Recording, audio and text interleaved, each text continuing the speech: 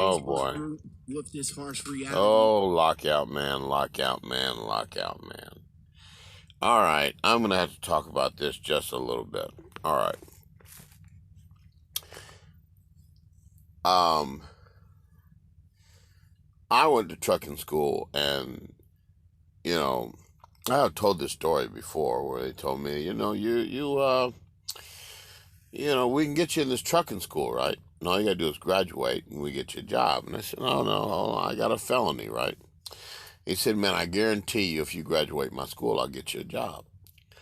When I graduated with a 94.1 average, and they told me to my face with cops standing around. It's a funny thing. On graduate now, listen, the trucking school had crack cocaine from the top to the bottom. I can't remember how many floors it was, right? But strangely enough, through all the 8 weeks, right? No police. But on graduation day, there were police everywhere downstairs, right? And I remember they were handing out jobs. You know, you graduate and they're handing out the jobs to everyone. You get in this long line and shit. And when it came to me, they said they weren't required to find me a job because I was convicted of a felony. And I said, that is the opposite of what the recruiter said to get me in this school right down the hall right here. They didn't want to hear it. They said, sir, we're not going to argue with you. And there were police everywhere, literally, right? So with my head down, I just walked out of there with a $5,000 student loan. I remember I met a guy in, I think it was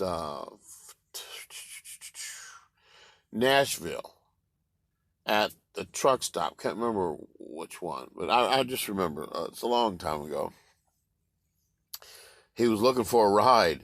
He said he had graduated trucking school in uh, Kennesaw, Georgia, I think it was, and he had gotten that far trying to get back home. So what do you mean trying to get back home? I think he went to trucking school for Covenant. They got him into school, promised him all kinds of shit.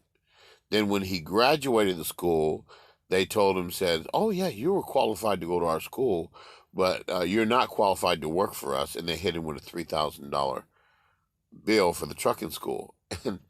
And some people think this stuff doesn't happen. I'm telling you. Now, I doubt that it was the drug test because they're going to have to tell you if you flunked the drug test. They have to tell you if they flunked the drug test. So I doubt it was the drug test is what happened to her. But these things happen in trucking. And the best thing for her to do is get back on the horse. Call around till she can find a school that's going to she might even get lucky, and there'll be an employer that, as long as you agree to work for them for a year, they will pay that bill she's got for that trucking school. Now, there's a few carriers out there that do that, and I can't quote them all, but I'm telling you, this is the time, and I know how people go online all the time. Go online, go online, go online, go online, go. Okay, she can go online and put in there trucking companies that will reimburse for the trucking school, and she might find it that way. However, I'm still a fan of the old school way to go by the truck stop that has these little pamphlets that they got with 200 jobs, employers in these little trucking job books. Now, I don't know if these young cats don't pick those up anymore because of the internet, but you would be just as fruitful doing it that way than you would on Driver Pulse or something like that, 10th Street. Now you can go on 10th Street and you look. I'm a firm believer. You reap what you sow in some of these particular circumstances here, because some drivers have been out here for a long time, a while, and they still haven't figured it out yet. Anytime an employer, a white mainstream company, hires you online, and when you get there and go through all their orientation process, they put you in a raggedy ass 2020 truck, some shit that's 5 years old. That tells you, regardless of how nice they're talking to you, I don't give a damn how kind they are to you when you get there. They don't give a fuck about you. That means they looked at your career and they decided, oh, for whatever it is, there's something about you. It might be your personality. It might be the way you're online. It might be you're talking about narcissism. It might be something about you. They put you in the raggedy shits that they got. That means they don't really care about you, your trucking career, or your way of life. Something about you that they know that they're not going to tell you they know. And the equipment they give you kind of tells you that much. This is food for thought here. Because you don't have to go to a company that's sitting around here with a 5-year-old a 2020 truck. Just think about that for a minute. Who are they expecting right now? They are trying really hard not to inspect the brand new trucks because the brand new trucks and trailer are going to have no violations. These guys have to meet quotas. They pick the raggliest shit that they can find to inspect because they want violations. They want to, show that they're doing something while they're at work when they work, right? You ever I know in Pennsylvania, they'll stand out there in the rest area. Uh, they'll turn on the light and they'll just wait for drivers to come through. There might be 100 trucks come through there. They just wave everybody to. Then they see some raggedy shit, some old shit, some 2020 trucks and shit, and they'll pull them around and inspect them. Right? No, I'm just telling you like it is. You don't have to accept it. But a trucking company that can't afford new trucks. Now I'm only talking about company drivers. That's what I know because there's a lot of drivers out here that don't understand. I'm talking about you driving a mainstream carrier, right? That puts you in a 5-year-old truck. Number one, they don't have the capital to purchase new trucks and keep and maintain new equipment. They have no contracts. They have no contract freight. They got no customer freight. They don't have nothing to keep their business afloat. Obviously, they are like just hanging on because you would not have no old truck because you can't afford to have bad DOT violations. Now, trust me on this. You don't have to take my word for it. Before you go to work for anybody, the one thing you should ask when you interview them looking for a job is this, how old is your equipment? If they say, oh, all of our equipment is under 3 years, okay, you can live with that. But if they start telling you they got equipment from 2019, 2020, and shit like that, that means you're working for a bottom of the deck company. I don't care how much money they claim they're paying you. And believe that. Not only that, those trucks are almost out of warranty as well. I just keep it 100 here. Those trucks are out of warranty. Now, who likes to spend money on used equipment? Now, I'm just. You don't have to take my word for it. But these backwoods companies with these old trucks, it's not worth it to even work for them, unless you're playing the leasing game in order to save some money, and you hope that you can be there long enough to do what it is that you're desiring to do on some 1099 job or something like that. But if you're a company driver and you're in some old 2020 shit, that says a lot about you. And I don't give a fuck what kind of clothes you wear, how good you look. It don't matter. It tells everything about you when you're driving that old shit, especially for a white company. I'm just telling you. Now you're working for the Russians. They pretty it all up, man. You don't have to drive for a company with old equipment. You don't. There are companies out here that pay decent money out here, and you don't have to run 2 clocks. There are some Russian companies out here that damn good money out here, and good late model new equipment. The company I'm with now, they put me in a brand new truck. Look, I'm just telling you, I'm not driving no old shit. So anyway, that's that. I just wanted to bring that out because some people get confused. You look at people and you think they're doing great, and then you find out, that they got green cards and shit, and they're barely hanging on. They're driving 2020 trucks, raggedy shit, and they've been out here for a while, and they feel like that's the best they can do is drive that old raggedy shit out here for 5 years. Just think about that now. Think about that. So anyway, no, I'm just putting it out there. Anyway, so anyway, back to you, lockout man. I don't. Instead of doing what you did, you should have pointed her in the direction of, gave her some ideas of some companies to go to. And you know better than this, by the way. You know there are carriers out here that will pay. Is for these entry level drivers. They will reimburse or pay for that trucking school they just went through somewhere else. There are companies out here that will do that. It'll be a mainstream company, but there's nothing wrong with a mainstream company. There's not. You just got to, you know, do your homework on mainstream companies. The problem is entry level drivers want to come out here making $2,000 a week. Now, I don't know where this shit started. I hear people say all the time, oh man, I ain't driving for $2,000 a week. Well, I don't know where you're gonna get it. I don't know where you're gonna get that $2,000 at. I don't know. Now unless you want to go 1099, and this is a trap. 1099 jobs are a trap. So now I'm just putting it out there. And what is it today, man? People act like they enter the trucking industry and they hear some drivers making great money, and they're not realizing that if you really want to go just for the money, then shit, you know what? You need to move somewhere where the jobs are plentiful and abound that hire like tanker drivers. You need to call dirty broke. You don't need no experience. Entry level, right out of trucking school, they will hire you. You need to go send them these mainstream fuel hauling jobs, and you need to listen to older drivers that know about these jobs and where they're at. And Dirty Broke, I already told y'all. I don't know what's wrong with you. Who was that one lady? Taji. I thought Dirty Broke met you. Let me not say anything because I don't know her situation. For all I know, she's working tanker right now.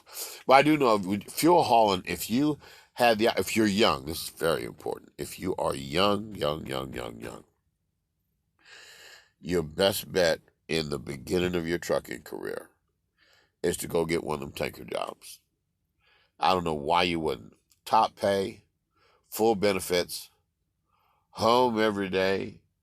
What's not to like? I mean, if you don't want that, then what the hell do you want? If you want the open road, then it's about the lifestyle, which is why I got in trucking, because it was better than what I was doing. It provides a lot of shit. Trucking is about the lifestyle for me. I don't know what it is for you, but a lot of people are acting like they are so perfect. They're talking about religion and Allah and Christianity and all these types of things, and you wonder where are they coming from, and then you look at their life and you're like, you guys are no better than anybody else. Why are you acting like you're so special? You can point out everybody's failures but your own. That's why I tell my life story out here. See, because I'm not better than anybody else, but there are some people out here, and they just think that they're just, act like their life's okay and shit. Then you find out they got green cards and shit and driving 2020 trucks, bottom of the deck. You got to be pretty desperate to drive for a company with old equipment that the DOT is looking at. You got to be out your rabbit ass. Something's wrong. Something's wrong. You're not thinking clearly somewhere. I don't care how fantastic you say the job is. I've been around, and I'm telling you, if the carrier is making drivers drive in 5-year-old equipment, I'm telling you, you must be 1099 or that company ain't shit. Or both. Or you're leasing, even worse. You're leasing a truck that's getting ready to start breaking down without no motherfucking warranty. What they're going to tell you is, hey, we still have warranties on this truck. Let me text you our warranty package. And, and what they don't tell you is that, your truck's so old, there's very little that's still under warranty.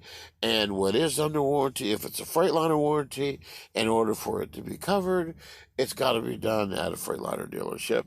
And some of these warranties, because I know I was in a warranty a few years ago where, it was covered if you had the work done at a Freightliner. And the odds of you being in a circumstance where everything would just fall in line, it happened to break down right at a place where you could, no, man. No, there's going to be a whole lot of mess that you never even thought about. A lot of shit breaking down that you never even heard of on these trucks, and they're designed to break down so that you will continue to you get a newer model truck. That's why these major carriers are recycling trucks, and a lot of things is getting ready to change. That's why I say putting out 5-year-old trucks tells you a lot about the company. Now I saw SoCal talk about these flying cars. I told y'all last year the schedule. The pilot program for the flying cars are 2025, 2026, and 2027. They put the shit in writing. It started at the beginning of this year. There are pilot programs all over the country. And in 2020, 2025, 26, 27. So in 2028, they're going to roll out all the laws that they've been debating. They need the laws to coincide both federal law, state laws, and local laws, regional laws, so that they'll have all these laws in place for these flying cars and flying taxis, and also they're working on the air. It's called an airship. There's two types of air. There's 4 types of airships. It's something looks like a blimp, and it'll haul so many containers, trailers. I can't remember the tonnage on it all, but it might hold 20. It might hold 20 or more containers. Some hold 60 containers, and they'll just carry those containers in a blimp-like airship called an airship, and then it'll take it to a drop yard and just drop it. Well, now they just released the other day, I just saw it online, where they got one where it doesn't have to be stored anywhere. It just it takes a container and drops it one container at a time at a location, and it gets up back in the air and it goes somewhere else. It doesn't even have to really land. I just saw that article today, and I'm like, man, damn, they don't even have to fucking land anywhere. What they're doing is they're trying to go 100% autonomous, and you might as well get ready for it because it's already happening. Anyway, those are my thoughts for the moment. I think people are not really paying attention to what they're getting ready to roll out. Georgia Pacific here was it this week? I think it was. I saw a video that Georgia Pacific shut down in Emporia, Virginia, somewhere like that. Shut down a Georgia Pacific plant and something else. All that wood coming out of Canada. I guess it's over.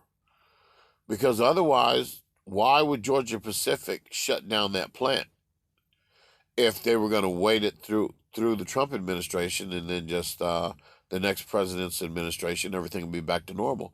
Apparently, whatever's going on now that's preparing for this next transition of what the world economy is going to look like.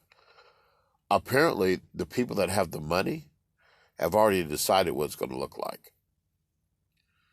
So, otherwise, Georgia Pacific wouldn't be shutting down plants. It makes no sense. So that tells me some things are just over and done with. So we might as well just figure out. Well, look, it is what it is. I'm at the tail end of my trucking career, but y'all just starting out, man. I don't know what y'all gonna do. You better listen to Dirty Broke, some of these cats, or you better transition to do what T Hill is doing.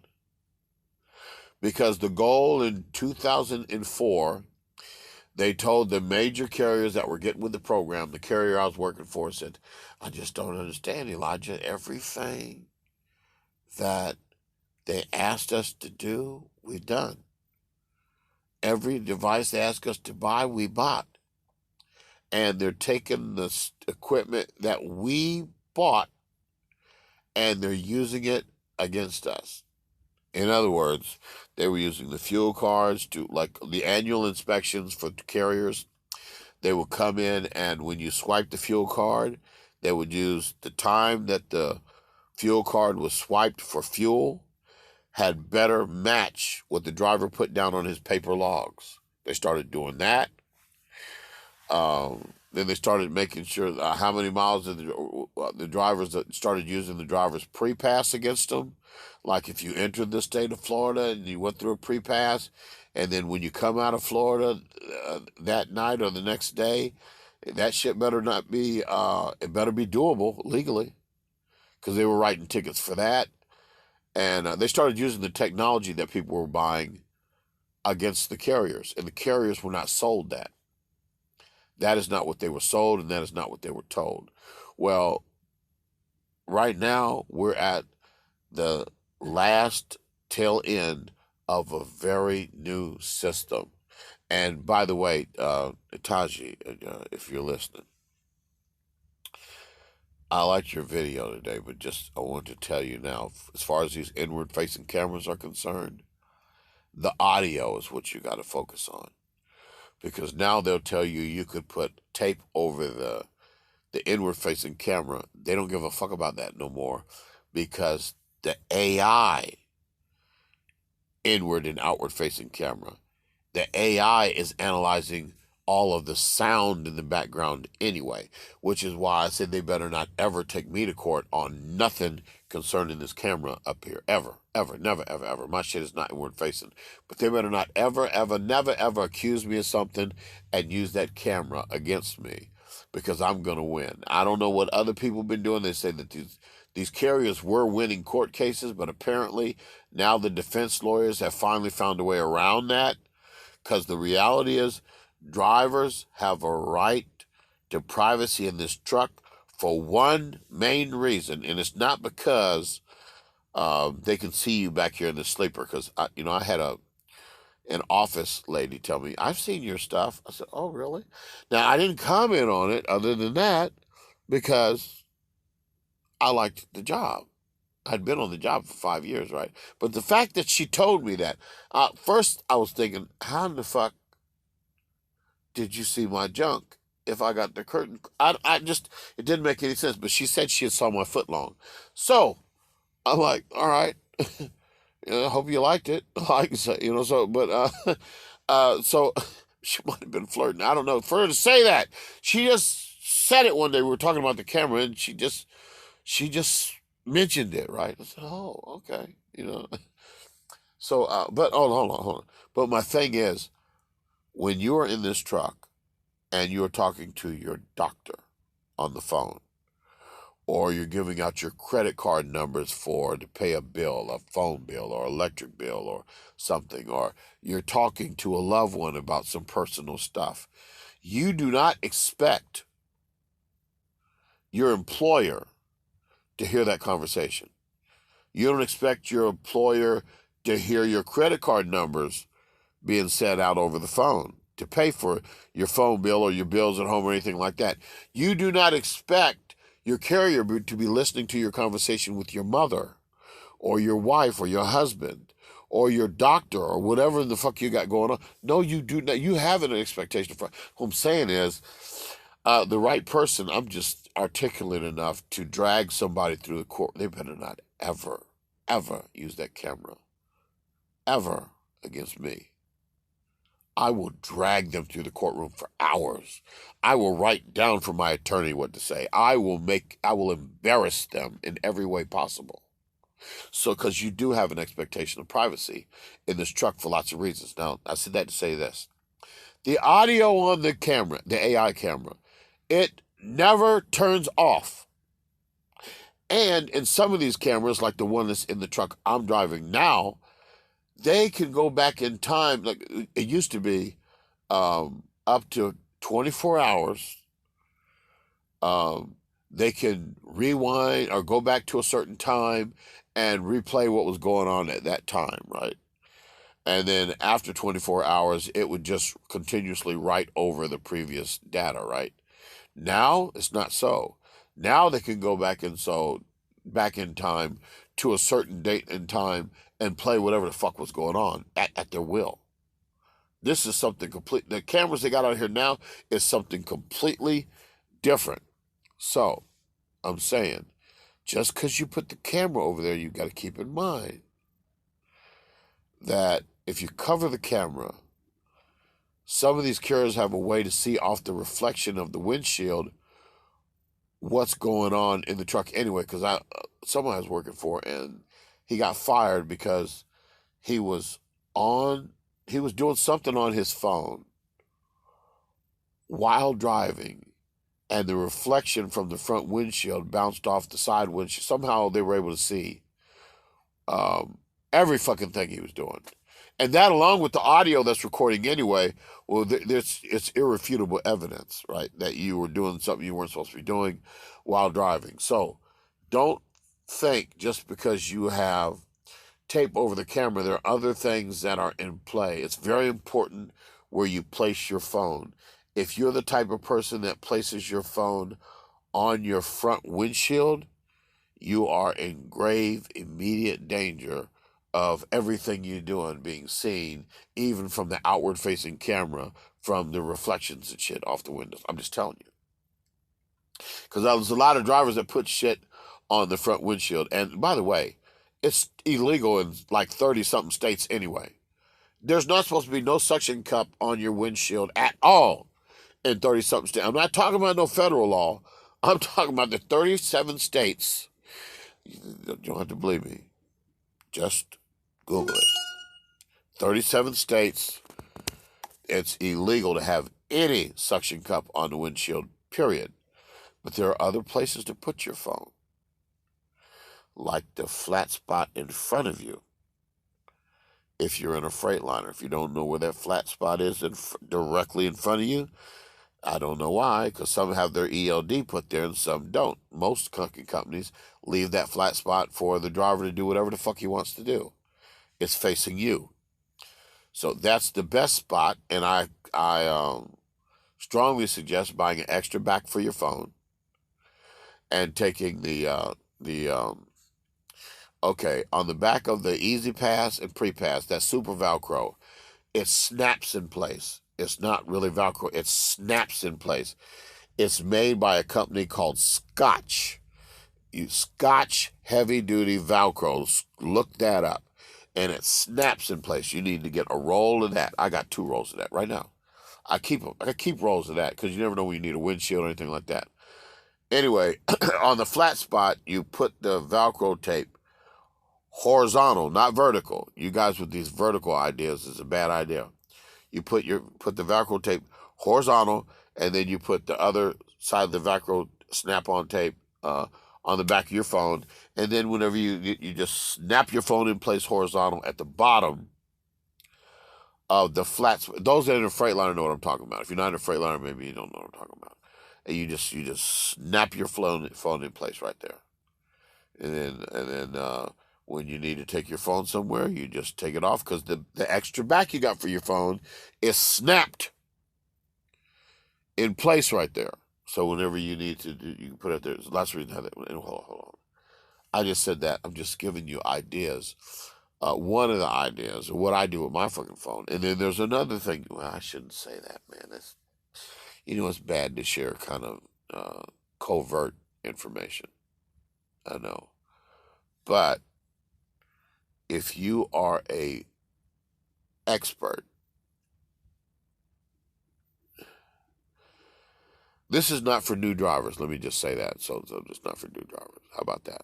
People who are experienced and know what they're doing. Where your tractor air supply knobs are, the yellow and the red one. Now listen to me now. If you're in a Freightliner and you still have that trailer hand valve, y'all know what a trailer handbrake is? Those y'all been out here a while. Even in a new truck, because I'm in a new truck now. Got the trailer hand valve right next to the air supply knobs, right? Listen to me now. Take your phone, set it on top of the yellow and red air supply knobs, and just tilt it a little bit to the left so it rests on your trailer hand valve. I dare you to just put it there and just think about it for a minute. Just think about it for 30 seconds. You'll be like, oh, this is only for the professional drivers. This is not for the new drivers. I'm just only saying this for the drivers that know what the fuck they're doing. I'm just telling you, tricks to the trade, secrets to the game. I'm just telling you, this is only for the experienced driver. If you're a new driver, don't do the things I'm telling. But if you're an experienced driver, I'm telling you what to do. Because when you see these new drivers that have all that shit on the windshield, and they are open to everything. They're open for those yellow arms over the interstate in North Carolina that see whether or not you got a phone. There, you're exposed to cameras at these scale houses, DLT scale houses. As you enter in, they got all these cameras and sensors and every fucking where. You are exposed to all kinds of the high-low game in states like Missouri, parts of Oklahoma and Texas, where the frontage road sits way higher than the interstate, and they can play the high road game. They can just look down on you and see what you're doing. You're exposed to all types of prying eyes that could cause you to get a $2,500 ticket and fired from your job. So I'm just telling you. I'm not telling you to do anything illegal in your truck. I'm just saying, as they said when I was in junior high school, if you can't be good at it. And I would suggest putting your phone on your windshield or even on the top of your dash, even worse. It exposes you to people observing what the fuck you got going on in the truck. If you're doing something you're not supposed to do. I'm just saying if, because I don't suggest anybody do anything wrong. I'm just saying if you're doing something wrong, you expose yourself to other people being able to see. I remember one year I had my phone in the wrong place. And it was in the state. Was it Texas or Louisiana? I think it was Louisiana. He come alongside me in one of them damn expeditions or whatever the fuck they drive in, and then he saw something going on, and he got over one lane extra to the left and slowed down and got kind of catty-cornered. That motherfucker was looking through my side mirror.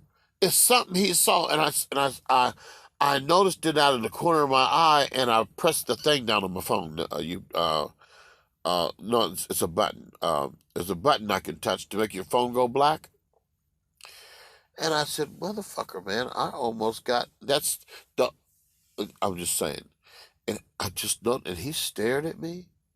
I remember one time in New Jersey, there was a state trooper in the middle of the. It was like at the bottom of a hill, a long hill, and he was underneath the viaduct, standing outside of his squad car with binoculars, looking at the cars and trucks coming down the hill. And I'm like, oh, since I started noticing this shit, I'm like, oh, but you know, I say this, and every day you'll see drivers holding their phone in their hand, putting their phone up to their ear and talking and shit like that. You know how much trouble you can get. You can almost, it won't end your trucking career, but buddy, the mainstream carriers won't touch you. You're going to have a hard time. It's going to affect your life in ways you never thought when you go looking for work again. For instance, Josh told me about this guy. Now, I don't even know his name. I'm just going to tell you what happened. The guy got a job. He got him a job where he's working. And Josh, I don't think you care. I don't think you care about me telling the story because I don't even know the guy's name, so I don't think it matters. Anyway, as I understand the story, Josh got this guy on his job. He went to pick up the truck, and then he picked up his first load. He went home, got the cash advance, and then continued on like he was going to deliver in New Jersey. And when he got to Knoxville, before he got to Knoxville, he got approved for a different carrier. And so he stopped in Knoxville for the other company that he got approved for, and he dropped the loaded truck and trailer at the truck stop in Knoxville and went to the other job and just abandoned the load. Didn't even deliver it in New Jersey like he was supposed to. Now, let me tell you, I know some people are not going to, well, I'm just going to say it. The company that he quit, somehow, they reported him into the, what do you call that system? The what's it called? Damn, what's it called? The drug. Whatever the fuck you call it. The drug. I forgot the drug thing. They reported him to the drug thing, and I didn't think they could do this. But I was talking to somebody else that told me yes, they could do that. I think I was talking to Top Rope, and he said yes. It's when you let's say you clearinghouse. That's the clearinghouse. Let's say you fail a drug test, right? It is not the place you did the testing that reports you. The carrier reports that you failed a drug test, is what Top Rope said, which I didn't know that. I'm just taking his word for it because I didn't know that. But somehow the carrier reported that he refused to go to a drug test, and that's a failure, right? And he immediately got an email on the spot telling him he had to start the SAP program stuff. And, not only that, they put on the DAC report for reported him uh, quitting under dispatch and abandoning equipment. He's fucked, man. And then they told Josh, said, said, man, he fucked with the wrong folks. He fucked with the wrong carrier. He took that cash advance and then went and dropped. Yeah, he pissed them off real bad. So what I'm saying is, a carrier. But I know what y'all are thinking. You're thinking, oh, he can fight that or win. First, he's got to prove it didn't happen. If the employer says, I called you and told you to go to a drug test and you didn't go take it in 2 hours, they can easily make up a story like that. I'm just saying, by the time it gets all cleared up, in the meantime, his driving record, I mean, he's not going to be able to get a job nowhere. No, I mean, a fresh drug, a, a fresh clearinghouse uh, input. Fresh. By the time not only that, he got the cash advance and went home. So that means he's broke. He don't have no money to get no lawyer. He is like triple, quadruple. So I'm saying, you don't want to fuck up out here, up out here, for lots of reasons, But anyway, oh wow, I paused it on the word reality. That's a good one. This is reality, you know. You make your bed hard, you fuck around and lie in it. So the moral of the story is, if you can't be good at it. How hard for that driver should not have went to the first company, took a load, got a cash advance, and then used their truck for a taxi up to the next job and didn't deliver the load, just dropped the load, truck in the trailer. And it was a high dollar. It was that energy drinks. You know how expensive energy drinks is? Man, energy drinks is expensive. So yeah, so I'm just saying, you don't want to be one of those drivers. You don't want to put yourself in that position. I'm not saying I'm perfect, because I'm not perfect. But I'm saying, if you can't be good, you better find a way to be good at it, because things are changing out here. And the air blimp shit, airship stuff, they haven't rolled out yet. Once they start rolling this shit out, everybody is going to be in serious pain. They're saying next week is going to be the first ships that come in after the tariffs, and they're going to be like a 20% full. I mean, they're saying that the ports is damn near empty right now, and this is scary because we haven't even began to see the effects of anything yet.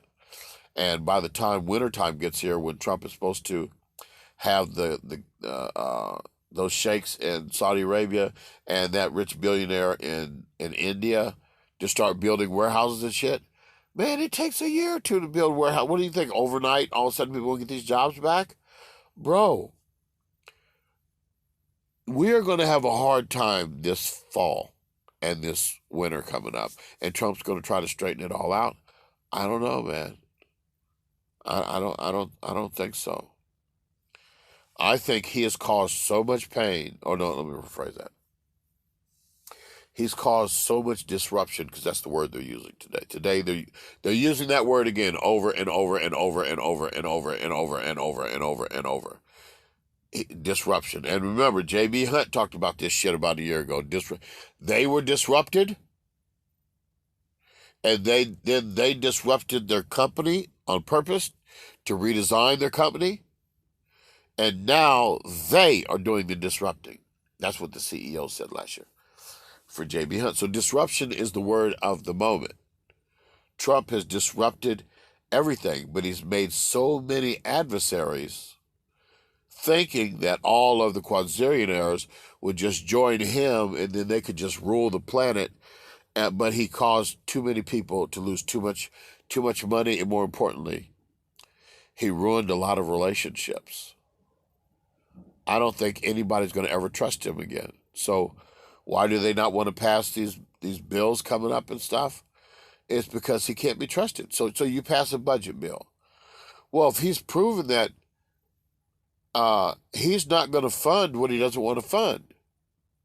So just because you authorize something and have an appropriations bill, that doesn't mean that the government is going to honor what Congress just passed. He's killing all kinds of stuff, contracts that the government has already authorized.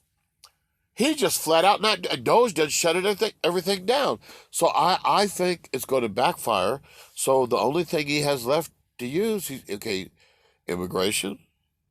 He's about done whooping them. It's not a whole lot more whooping he can do. So then he's going to resort back to picking on African Americans. So we're coming next, sooner or later.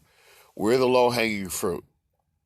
Sooner or later, he's going to try to start some racial shit. And all we got to do is not bite.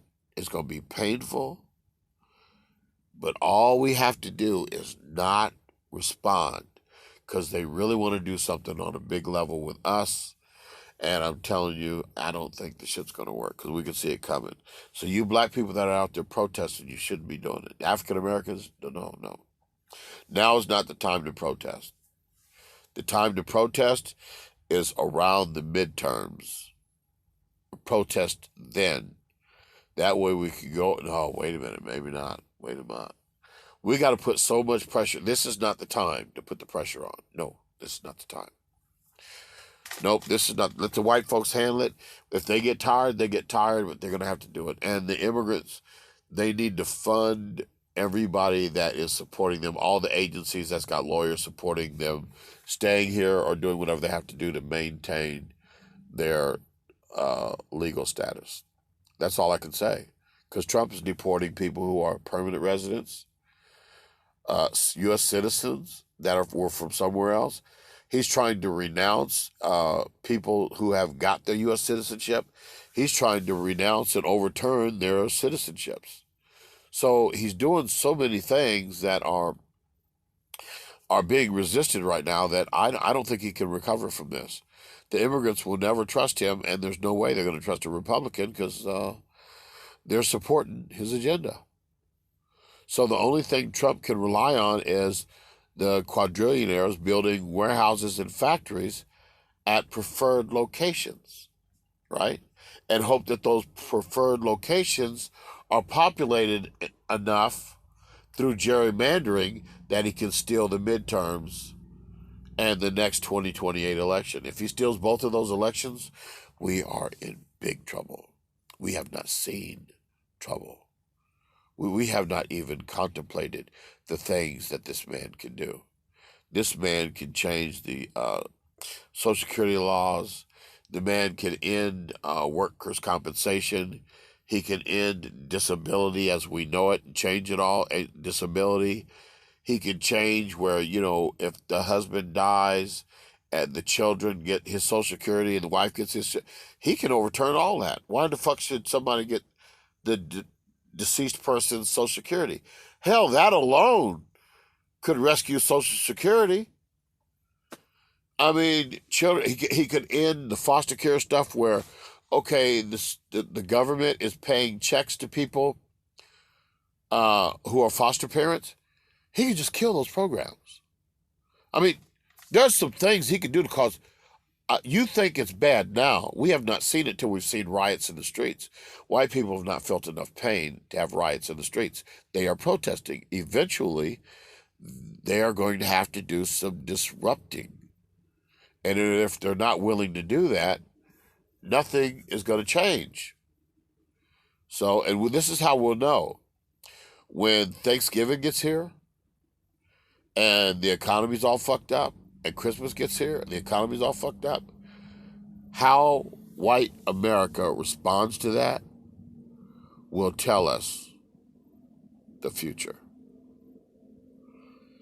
Seriously, it's going to tell us the future. Because there's some things that they could do to make Trump's life miserable. He can make these politicians' life miserable, literally. And then those are my thoughts for the moment. Oh, we were talking about this lockout, man. To that female,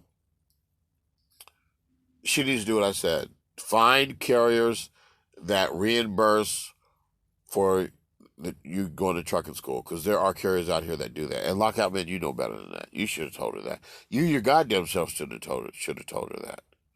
But I appreciate your video, because what's happening here is not anything new.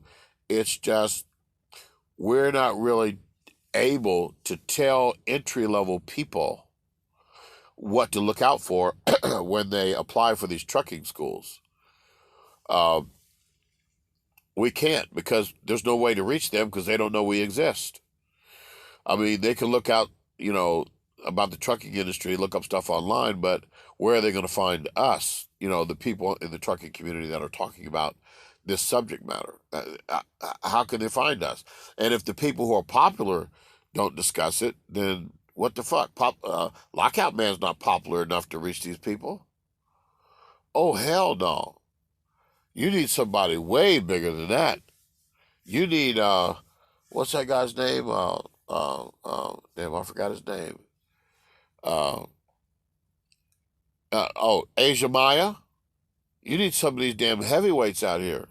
I sure ain't one of them. People need to protect these drivers, man. You got people around here bragging that they got a job as a company driver, driving a 2020 truck. If that's a 1099 job, you got screwed and suckered. If it's a W-2 job, you went to a company unworthy of your services for the amount of experience that you have. Because that's pretty dumb. Anyway, those are my thoughts for the moment. I gotta go. But good night, everybody, and good luck.